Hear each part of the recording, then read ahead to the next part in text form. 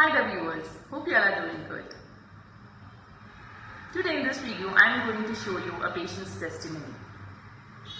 A patient came with her child suffering with adenoids. The child complained of recurrent cold and snoring at night. There was difficulty in breathing because of the snoring, disturbed sleep. The patient also had the complaint of sore throat and aggravated due to seasonal changes.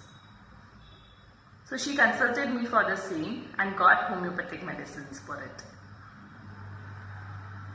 This is her testimony.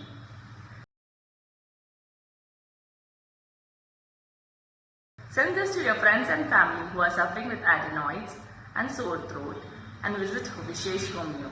Until then, this is Dr. Sneha signing off.